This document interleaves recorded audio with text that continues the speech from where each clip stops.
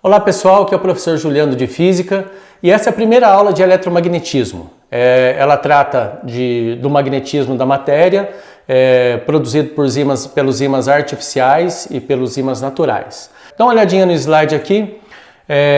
O magnetismo natural, né, ele é atribuído a um minério chamado de magnetita, que a gente pode extrair dele o ímã natural, formado basicamente de óxido de ferro 2. Nessa região chamada de magnésia, a gente encontrava bastante desse minério, e esse minério tinha uma propriedade interessante, que era de atrair os metais.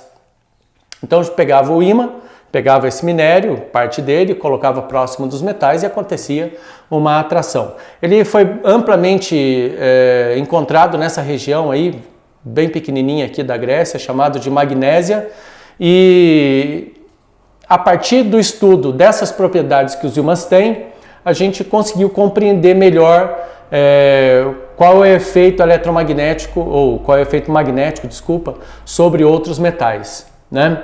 E a gente verifica hoje que existem metais que são facilmente atraídos pelos ímãs, chamados de ferromagnéticos, os metais que têm uma magnetização oposta ao ímã, chamado diamagnético, como o cobre, por exemplo, e a gente tem alguns metais que são fracamente magnetizados ou que sofrem pouca influência magnética dos ímãs, que são, por exemplo, os paramagnéticos, e o principal representante deles é o alumínio.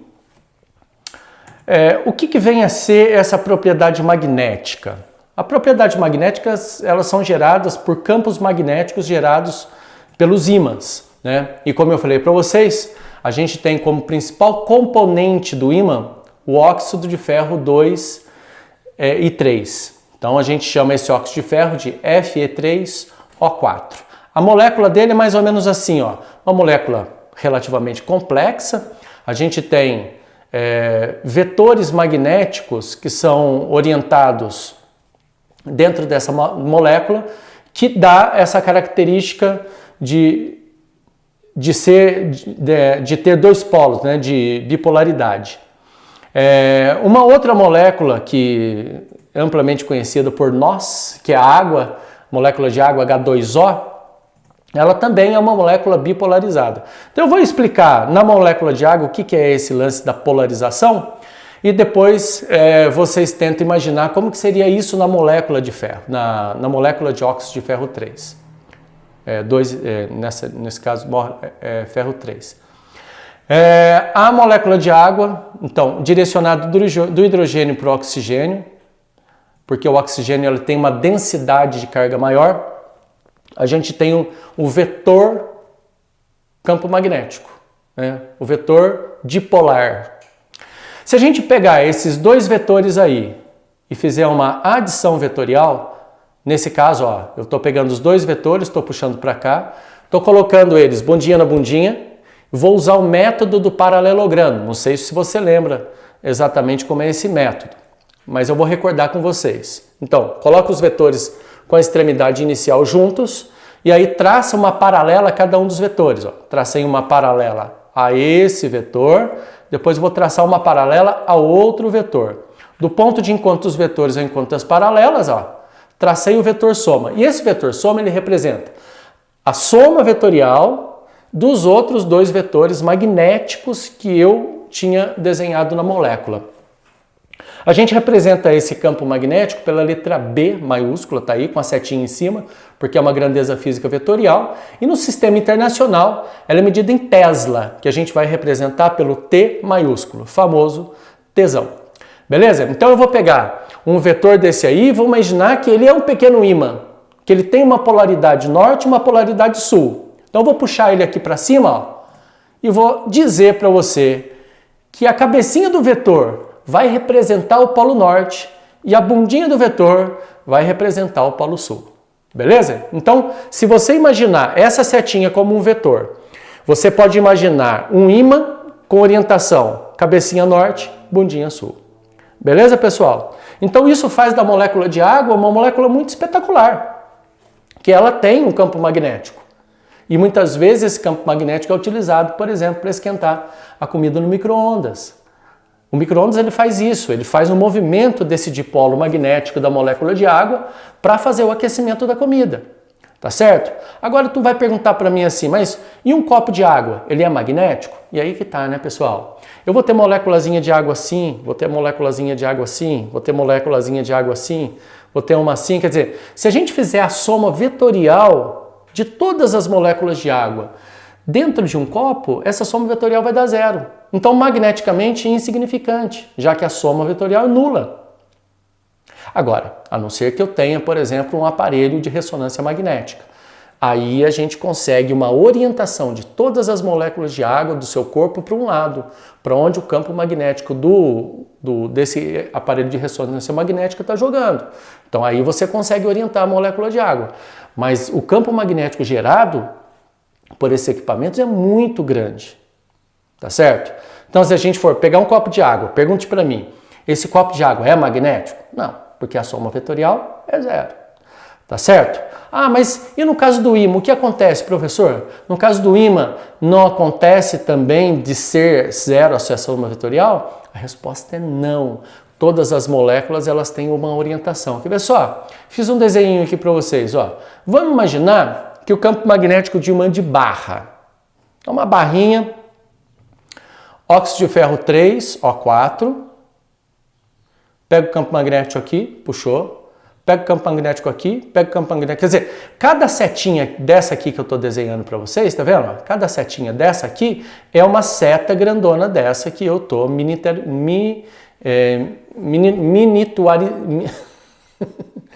que eu estou deixando pequenininho, tá certo? Então a gente vai ter o campo magnético ali, todos orientados para o mesmo lado. E aí o que vai acontecer? Um campo vai somando com o outro e vai formar um campo grandão, dando característica para esse ímã de barra, deste lado, onde a setinha está apontando como um norte e a bundinha como um sul. Beleza, pessoal? E aí a gente pode dividir esse ímã numa região norte e numa região sul. Um ímã de barra, com duas polaridades, certo? Uma característica do ímã é essa. Sempre dois polos, pessoal. Sempre dois polos, um norte e um sul. Tá certo?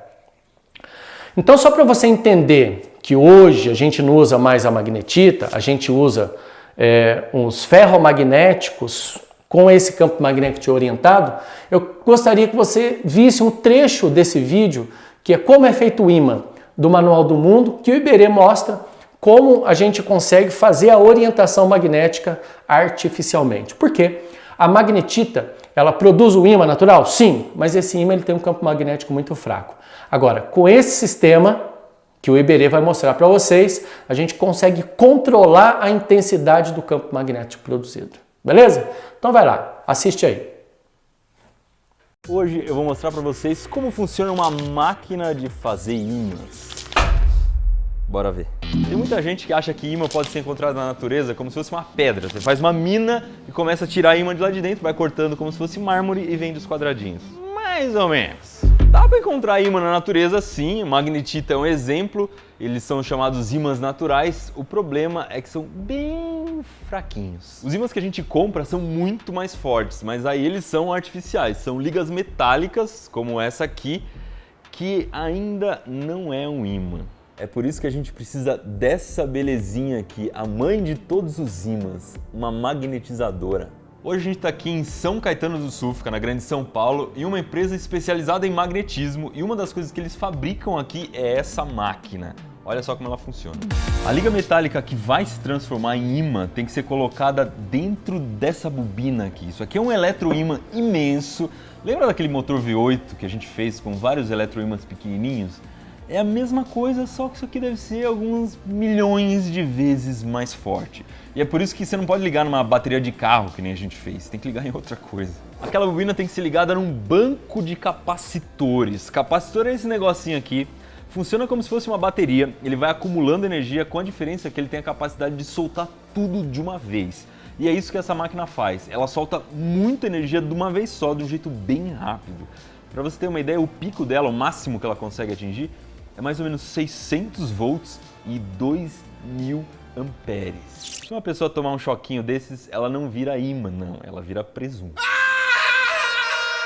Mas eu sei que você não está assistindo esse vídeo para me ver falando da máquina. Vamos ver esse negócio funcionando. Isso aqui é um pedaço de ferrite. Ferrite é basicamente óxido de ferro, pode ter mais alguma coisa, como cobalto ou bário. E ele ainda não é um ímã. Se a gente colocar isso aqui perto, não acontece nada. O que tem aqui dentro? Os átomos estão desorganizados. O norte e o sul desses átomos estão cada um para um lado. Quando a gente colocar nessa máquina, perto de um ímã muito forte, eles vão se organizar e a partir de então a gente vai ter um ímã.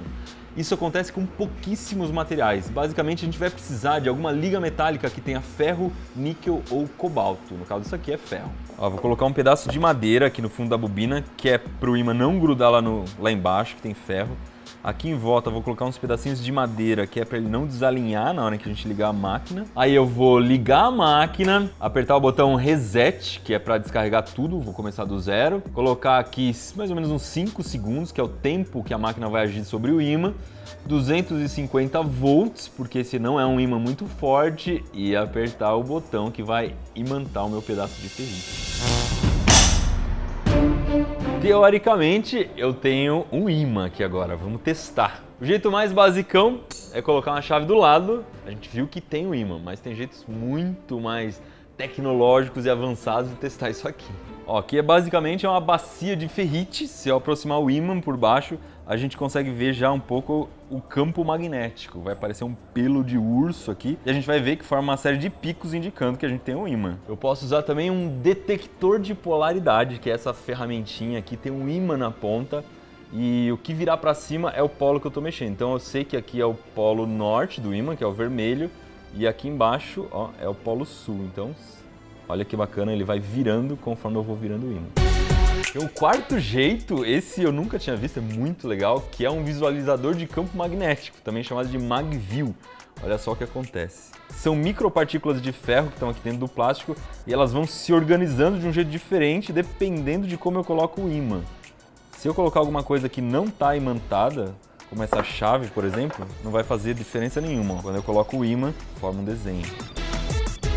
E finalmente a gente tem um gaussímetro. Ele vai medir a densidade do fluxo magnético. Simplificando bem, quanto maior for esse número, seja positivo ou negativo, mais forte vai ser o ímã. Ó, se a gente testar na chave, a chave não é um ímã, vai dar 0 aqui. No ímã que a gente acabou de fazer, ó, chega a 840, 880 Gauss mais ou menos. Você pode ver que se eu for para o polo norte do ímã dá um número positivo e no polo sul vai dar um número negativo. Bom, já assistiu? Tá de volta? Então vamos estudar agora, pessoal, um ponto super importante. Aí você pode perguntar para mim assim, pô, mas não tem como destruir o campo magnético do ímã? Aí, ó, seria capaz de destruir o campo magnético? É claro que sim, dá para fazer isso. Como é que a gente faz? Esquenta o ímã. Lembra que a agitação térmica está associada à medida da temperatura. Então, se eu pegar algum objeto e esquentar, tipo, esse objeto magnetizado, e esquentar, aquelas moléculas que fazem parte, que estão organizadas, elas começam a se agitar, porque existe aumento de temperatura. E aí elas perdem a orientação e perdem o campo magnético. Esse é o modo da gente resolver. Então, aqui, organizado, esquentei, desorganiza tudo o campo magnético e a soma vetorial vai dar 0 e aquele objeto ele deixa de ser magnético. Esse ponto, essa temperatura, para acontecer isso, né, a desmagnetização desse ferro magnético, é chamado de ponto Curie. Esse ponto Curie, ele depende da substância, então, que forma o ímã, né? Pode ser uma liga, tal. O cobalto, volta aqui. O cobalto, o ponto Curie dele é de 1075, do ferro 700 graus Celsius, óxido de ferro 675, ferrite, que geralmente os ímãs que a gente manipula aí no dia a dia, da caixa de som, essas coisas, 450 graus Celsius, o níquel 365 e o neodímio, que é um super forte, mas tem um ponto Curie muito baixo, cerca de 70, 80 graus Celsius. Então esquentou ele, colocou dentro de uma panela com água fervendo, ele já desmagnetiza, embora o campo magnético dele seja maior, tá certo? Bom, A ideia do magnetismo é estudar o quê? As propriedades magnéticas associadas a esses ímãs naturais, artificiais, né? E a primeira propriedade evidente do ímã é que todo ímã tem dois polos. E todo polo é denominado norte e sul, beleza? Polo norte, polo sul. Não tem como a gente separar os polos do ímã. Beleza, pessoal? Inseparabilidade dos polos, como eu disse para você, se eu pegar um ímã, tá? Puxar ele aqui, ó, ímã grandão. Todos os campos magnéticos, eles estão direcionados para cá. E aí a gente tem as setinhas indicando a orientação magnética para o norte e vindo do sul, ok? Aí eu vou lá e tento quebrar o ímã. Quando eu tento quebrar o ímã, eu não destruo essa polaridade. Eu não consigo separar uma setinha para cá, outra setinha para lá. As setinhas, elas continuam com a mesma orientação. E se elas têm a mesma orientação, desse lado vai ser norte, desse lado vai ser sul. Desse lado continua norte, desse lado continua sul. É orientação magnética, pessoal. A setinha está apontando para um lado, a bundinha é sul, a cabecinha é norte. Não tem o que falar.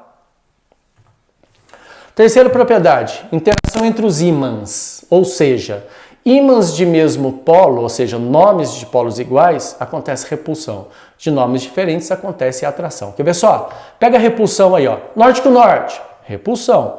Uma força para cá, a outra força para lá, ação e reação. Sul com sul, um empurra para cá, outro empurra para lá, ação e reação. Atração, um puxa para cá, outro puxa para lá, atração. Pessoal, todas as vezes que a gente tem uma ação, a gente tem uma reação. A força de ação, ela produz uma força de reação de mesma intensidade, mesma direção, sentidos opostos aplicados em corpos diferentes. Isso é a terceira lei de Newton, ela deve ser respeitada aqui, beleza? Então, importante, ó, as forças magnéticas trocadas entre os ímãs devem estar de acordo com a terceira lei de Newton, que é o princípio da ação e reação. Logo, elas devem ter a mesma intensidade, mesma direção e sentidos opostos. Beleza, pessoal? Então, um exercício aí para você brincar. Então, vamos resolver. Dispõe de 3 ímãs em formato de barra, conforme mostra a figura a seguir. Sabe que o polo A atrai o polo C e repele o polo E. Então, o A atrai o C e repele o E. Então, atração com C, repulsão com o E. Pode-se dizer que, item A é polo sul, B é polo sul. Pessoal, o A com C, eles atraem. Eles se atraem. Beleza? Acontece a atração entre eles. E ele está perguntando se o A é polo sul e o B é polo sul. O A e o B fazem parte do mesmo ímã. Então, um é norte e outro é sul. Está errado. O A é polo sul, C é polo norte. É desse jeito que eu quero que você pense. B é polo norte e D é polo norte. A é polo norte, C é polo norte, A é polo norte, E é polo sul. Vamos resolver? Resolução. A alternativa correta é D. A é polo norte, C é polo sul. Sabe que as forças magnéticas entre os polos de mesmo nome são de repulsão, nomes contrários são de atração. Acabei de falar isso para vocês. Então, se F é polo sul, E é polo norte. A repele E, então A é polo norte. A atrai C, C é polo sul. Beleza? Quarta propriedade magnética, linhas de indução magnética. Isso é importantíssimo, presta atenção no que eu vou falar. Para que serve uma linha de indução magnética?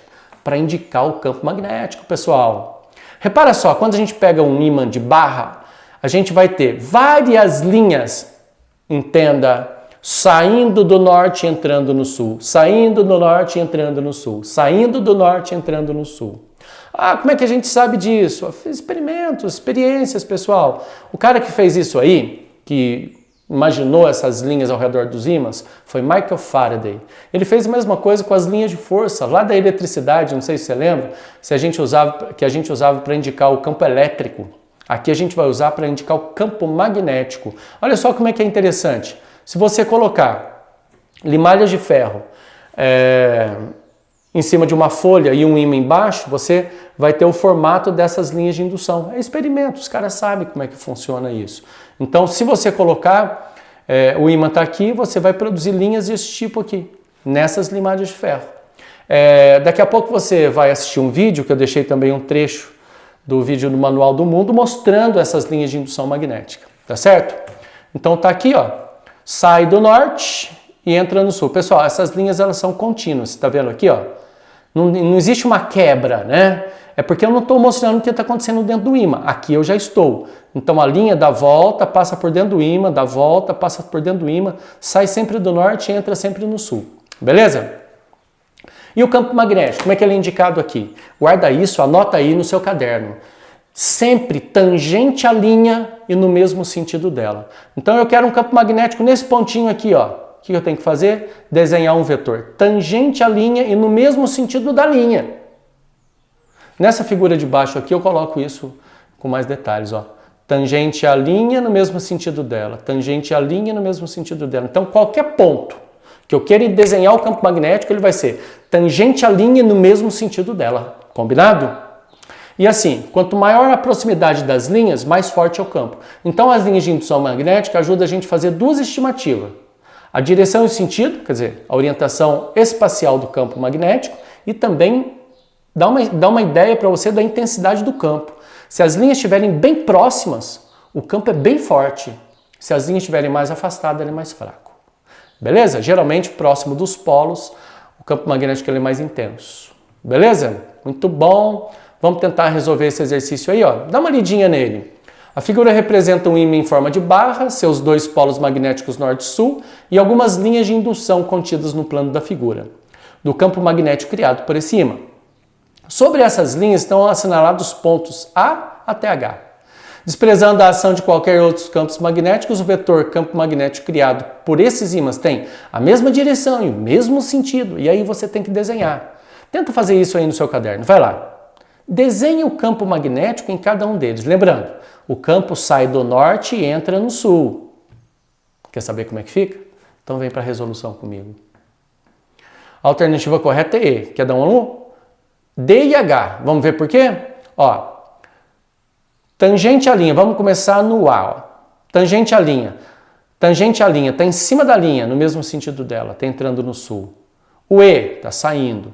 O D, tangente à linha no mesmo sentido dela, tangente à linha no mesmo sentido dela, tangente à linha no mesmo sentido dela. A linha de indução ela vai fazendo, dá um giro, dá uma volta assim, do norte para o sul e fecha, tá certo? Então se você comparar aí, quais são aqueles que eu fiz na mesma direção, no mesmo sentido, é D e H. Tá certo? Então a alternativa correta é E. Então aquele vídeo que eu tinha falado para vocês, nunca mais vai ser, você nunca mais vai ver um ímã do mesmo jeito. Então experimento super legal, eu queria que você desse uma olhadinha nele. Beleza? Então assiste aí, tira suas dúvidas depois comigo, anota as suas dúvidas que depois a gente vai solucionar. Beleza, pessoal? Então vai lá, assiste o vídeo aí. Hoje eu vou te mostrar um jeito absurdamente incrível de enxergar uma coisa que é invisível. Você vai ver um campo magnético. Mas antes de qualquer coisa, que lasqueira que é essa de campo magnético? Não é um campo de futebol cheio de ímã embaixo, não. Campo magnético é uma região do espaço onde está atuando um ímã, onde se você colocar alguma coisa, ela pode ser atraída ou repelida por um ímã. Um dos melhores medidores de campo magnético que a gente tem é a bússola. Ela consegue ver o campo magnético da Terra, ela indica que a Terra é um ímã gigante. É óbvio que o campo magnético a gente não consegue ver. E aí as pessoas representam o campo magnético com algumas linhas. Igual esse desenho que você está vendo aí do lado. Essas linhas é como se a gente colocasse várias bússolas em volta do ímã e essas bússolas iam acompanhar o desenho dessa linha. Não tá entendendo? Eu vou fazer, ó. Coloquei um super ímã aqui e 7 bússolas em volta dele. Então vamos imaginar que a setinha da bússola seja a frente de um carro e o S seja a traseira. Então a gente tem um carro que tá andando nessa direção, aqui tem um carro andando para lá, um carro andando para lá, um carro andando para lá, até que ele volta na mesma direção desse aqui. Se a gente fosse desenhar a estrada que esses carros estão percorrendo, a gente ia desenhar uma estrada mais ou menos assim. Então essa aqui seria uma linha do campo magnético. Só por curiosidade, olha só que legal o que acontece se inverter o ímã.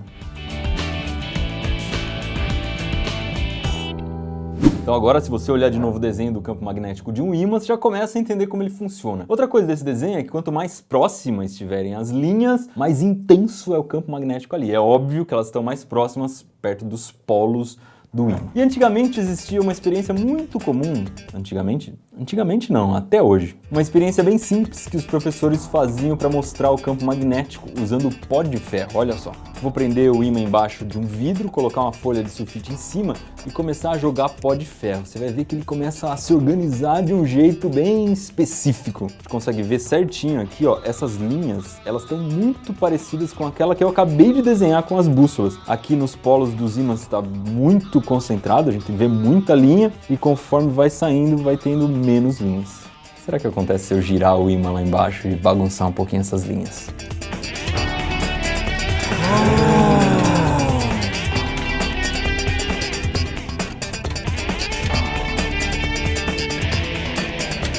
A experiência do pó de ferro é bonitinha, mas a partir de agora ela vai ficar no passado. Porque hoje eu vou mostrar para vocês um jeito totalmente diferente de ver essas linhas do campo magnético. São basicamente 5 ingredientes. Um tiquico de ferro fluido, aquele negócio é quase impossível de arrumar, mas eu descobri que dá para comprar no site da China e não é muito caro não, acho que vale a pena, hein? Vai precisar também de um pouco de óleo mineral dessa marca que eu tampei, mas você sabe que isso aqui é WD-40, não tô fazendo propaganda porque é o único que dá para usar. Uma fita de LED, essa aqui é verde por coincidência por causa daquela espada que a gente fez com o Jovem Nerd e era o que eu tinha aqui. E 2 pedaços de vidro, eu tô usando aqui um aquário porque eu não tinha o segundo pedaço de vidro e o aquário também facilita porque a gente consegue colocar coisas embaixo. Vou começar ordenhando aqui o spray de óleo mineral, depois eu vou pingar 45 gotas dele nesse vidro de relógio, em seguida 15 gotas do ferro fluido, uma proporção de 3:1. Aí eu tenho que mexer bem para misturar os dois e eu vou derramar isso no primeiro vidro e depois colocar outro vidro em cima. Formou um sanduíche de vidro como se o ferro fluido fosse o recheio. Ele se espalha sozinho, é bem fácil de fazer. O problema é que enche de bolhas e eu preciso tirar essas bolhas do recheio do sanduíche. Isso é chato pra caramba. Saíram quase todas as bolhas, eu coloquei aqui embaixo pra gente poder gravar direitinho o que vai acontecer. E agora é só ligar o LED, botar o ímã em cima e apagar a luz.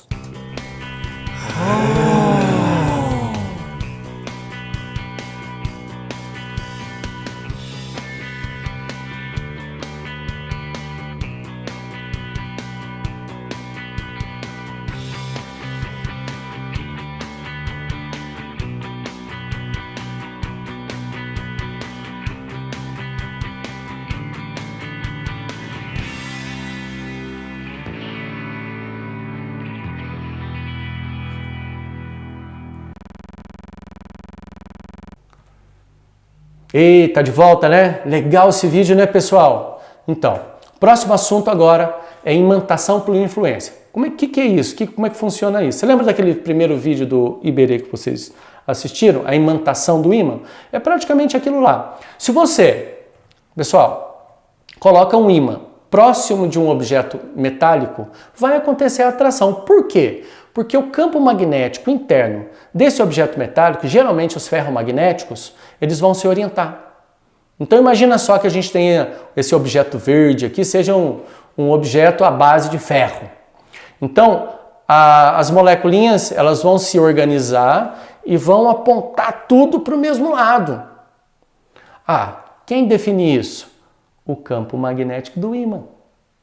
Então as linhas de indução elas não estão saindo daqui e vindo para cá. Essas linhas de indução elas vão ajudar a fazer essa organização das moléculas. E veja bem, se a gente tem todas as setinhas, cabecinhas de um lado, do lado da cabecinha eu tenho norte e do lado da bundinha eu tenho um sul. Boa, né, pessoal? Então quer dizer que eu tenho 2 ímãs agora. Quando eu coloco um metal próximo do ímã, acontece a atração porque praticamente aquele metal ele fica magnetizado, ele fica com 2 polos, o norte e o sul, e aí acontece uma atração entre eles, pessoal.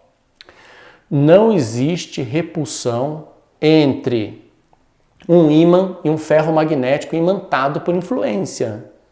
Como é que vai ter repulsão nesse objeto? A não ser que ele vire um ímã. Aí entre os ímãs a gente tem uma repulsão. Agora, entre os ferromagnéticos imantados por influência, não existe. E se você não entendeu muito bem isso, anota suas dúvidas, que depois a gente vai tirar. Mas eu tenho certeza que você entende que um ímã atrai um ferro. E se atrai, é porque existe polaridades invertidas. Não é verdade? Muito bom. Tenta resolver esse exercício aí. Agora, essa leitura eu vou deixar para você.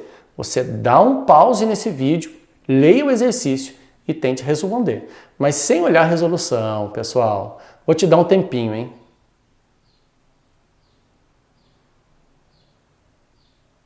Tá bom. Então a alternativa correta é B. Acertou? Eu quero ver se você acertou. Se não acertou, anota suas dúvidas, vamos tirar em sala de aula. A ideia é essa, pessoal. Próximo.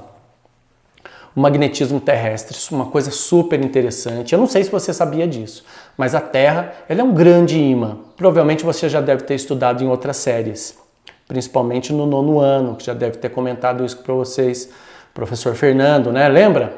Então, o magnetismo terrestre, ele é provavelmente ocasionado pelo movimento do magma no seu interior. São ferros, né? São íons de ferro que estão em movimento e esses íons de ferro em movimento produzem campo magnético. Esse campo magnético, ele é forte, pessoal? Não, não é forte. O ímã de geladeira, ele tem um campo magnético maior do que o campo magnético da Terra, mas ele é suficiente para fazer uma coisa muito importante, barrar esse vento solar que vem do Sol. Olha que coisa incrível, pessoal. É claro que a gente está superestimando esse vento solar aqui, mas olha isso, olha essa fornalha que vai enviar, além de energia, partículas também. E essas partículas e energias, quando chegam próximo da Terra, o nosso campo magnético dá uma amortecida, tira um pouco da energia dessas radiações e dessas partículas, impedindo que ela entre na nossa atmosfera.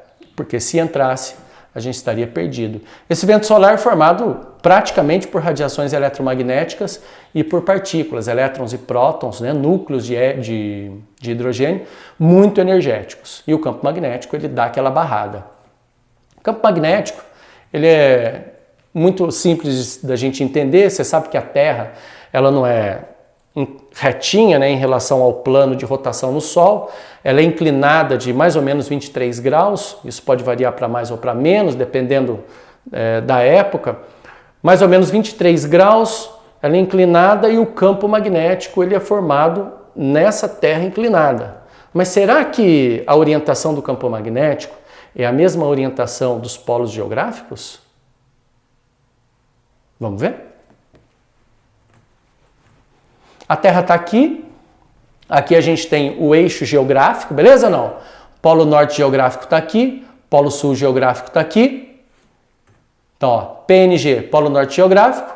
PSG, polo sul geográfico. E aí eu coloco um ímã. Quando eu coloco um ímã na minha mão, e deixo ele se orienta de acordo com o campo magnético terrestre, externo, né? Desde que não haja nenhum ímã próximo, né, pessoal? Porque senão o ímã interfere. Mas contando com isso, que sofre influência apenas do campo magnético da Terra, a agulha da bússola ela vai apontar aproximadamente para o norte. Ela não aponta exatamente para o norte. Não sei se você está vendo aqui, ó. Aqui é o norte da bússola. Então ela está apontando para cá, ó.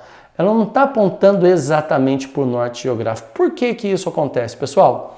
Porque é nesse eixo de orientação da bússola, chamado de eixo magnético, é que a gente vai ter os polos. E aí eu pergunto, onde está o polo norte geográfico? Eu tenho o quê? Já te dei a dica, né? O polo sul magnético. Mas por que que o polo sul fica em cima? Porque ele puxa o norte da bússola, pessoal. O polo norte não é atraído por um sul? Então acontece a atração. O norte da Terra atrai o sul da Terra atrai o norte da bússola. Então, onde eu tenho o polo norte geográfico, eu tenho aproximadamente o polo sul magnético. E lá embaixo também, ó, onde eu tenho o polo sul geográfico, eu tenho aproximadamente o polo norte magnético. Beleza? Esse ângulo que está entre os dois aqui, ó, ele é chamado de ângulo de declinação magnética. E isso varia, né, pessoal? Dependendo da época, isso também pode variar. Tá certo? Pessoal, mais um exercíciozinho aí para você resolver. Também não vou ler, eu quero que você tente resolver. Eu vou te dar 1 minuto. Tô brincando, não vou dar nem 1 minuto. Se você quiser, dá um pause no vídeo aí. E resolva esse exercício. Vai lá.